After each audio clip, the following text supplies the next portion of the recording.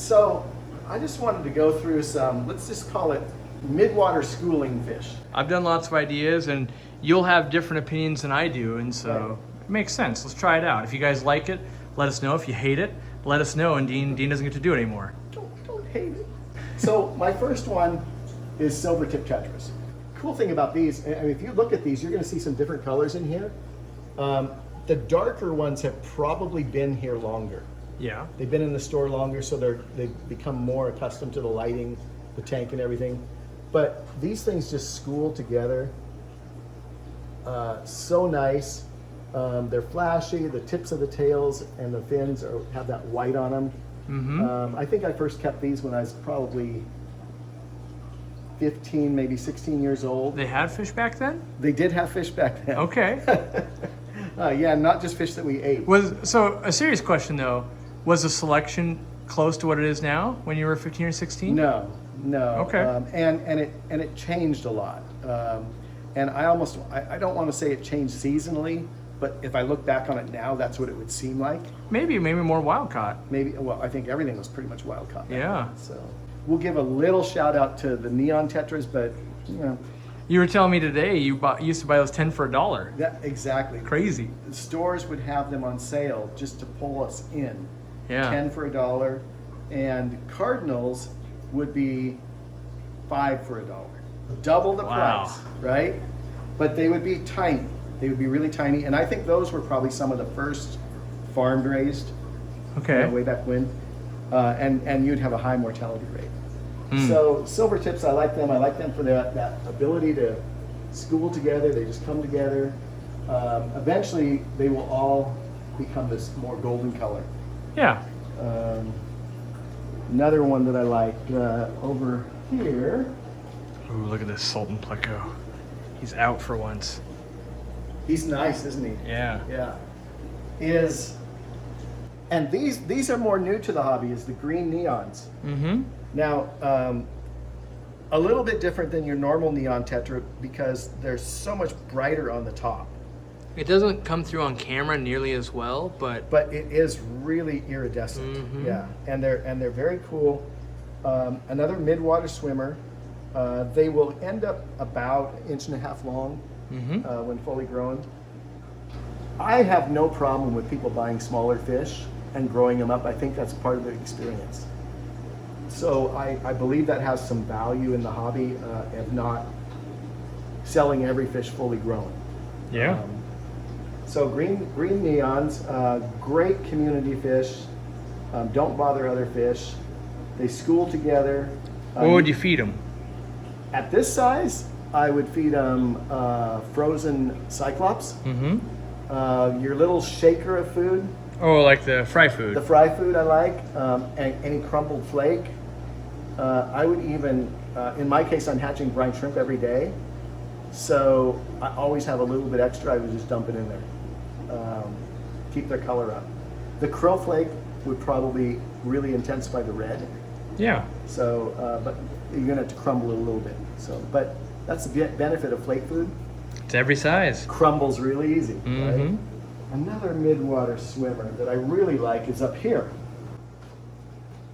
SERPAE tetras. Now, these are the long fin ones. I'm not a huge fan of the long fin. I'd rather have the regular ones. Why is that? I just, they're more natural. They're more real to me. Some of these you can tell that the fins are a little torn and stuff. I think that's from a lot of wear and tear on them. But I love the color of these. Yeah. They add a pop to just about any tank. Especially a planet tank. Planet tanks are just intense. I mean, you took these and put them over in the show tank. Incredible. These get a little bit bigger. I think they will get up to maybe 2 inches overall if you have them for a long time. Yeah, a real long time. But they don't lose that color. And we'll go back here. And I have these fish at home. These are in with the lungfish. It's the red-eye tetra or the monk tetra. People call them, red-eye or monk tetra. Mine now are about 3 times as big as any of these. And we were just talking earlier about maybe they're a little bit different variety. When we caught these, we caught them about this size, about maybe an inch, inch and a half long. I think I brought back 15 or 16. I still have 15 or 16. They are huge. They're voracious eaters. But what I like about them is the contrast. You've got the red eye, the black tail separated by the little yellow or white spots, whatever you want to call those. And it's just a really, really cool little fish that I think this one often gets overlooked. Yeah, it's a great beginner fish, and it does get overlooked, but they're not, see, people tend to buy what's flashy. This fish is exactly meant to not be flashy. A big school, and maybe the plants are the focus, or you've got a centerpiece fish that's the focus. Right. And like, you know, in your case, I think what you have, the lungfish. But again, they just come together really well. And they're just like my lungfish.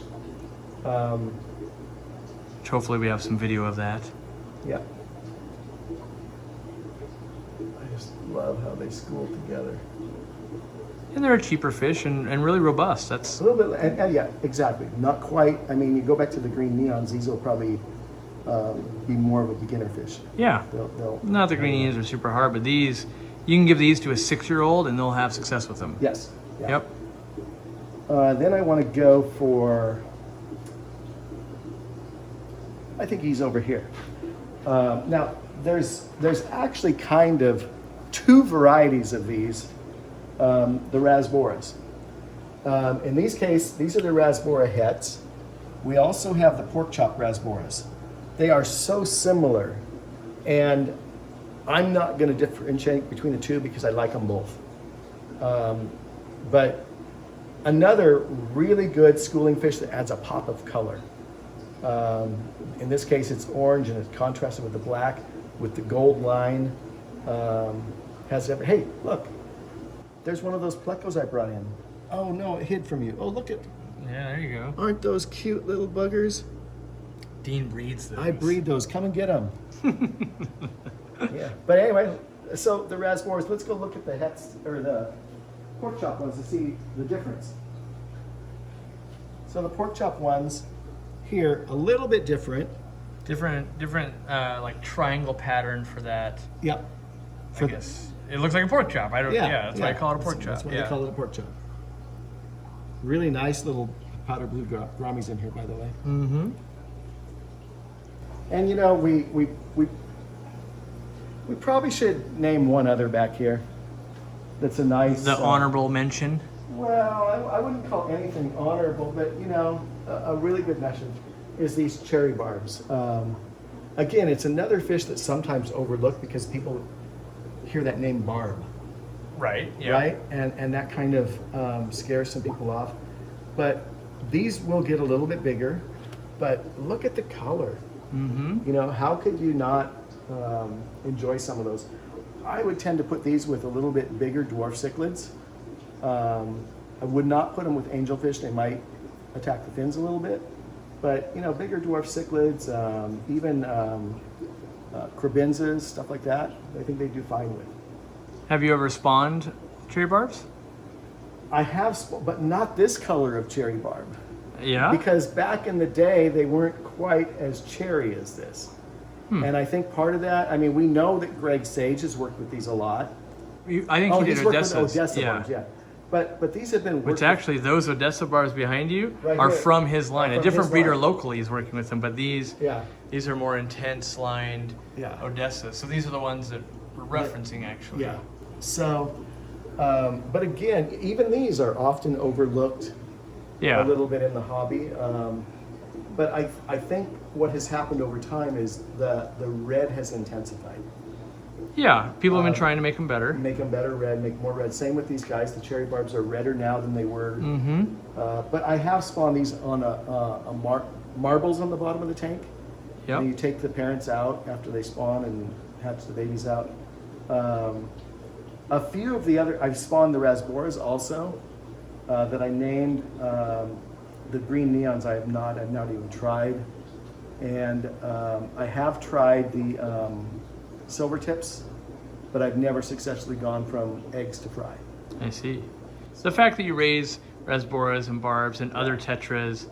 You know, you've got the skills, but I think, well, let me ask, did you give up based on like, ran out of time, found other fish you wanted to spawn, or was it like after a year of trying you couldn't do it?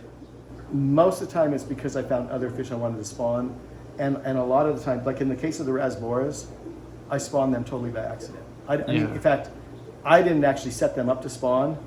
They spawned in the tank that they were set up in. So you made them happy. And that, yeah, I made them happy, right. And sometimes that happens, you know, you just don't know what's going to trigger the fish exactly to spawn. Yeah. All right, well, thanks for your 5 suggestions. Hopefully you guys like that. Let us know down in the comments if you want to see, you know, you used to call him Mean Dean, but now we're just going to go to Old Dean, old time Dean, with tell me how these were 30 years ago before I was born, essentially. Right. Yeah. And down there, hit that bell. Yep. And over there somewhere else, subscribe, and remember to what do we call it? I call it joining, but it's not really joining. The membership, where you make secret videos and stuff, and members get extra crazy, Dean. We should do some secret videos. Yeah.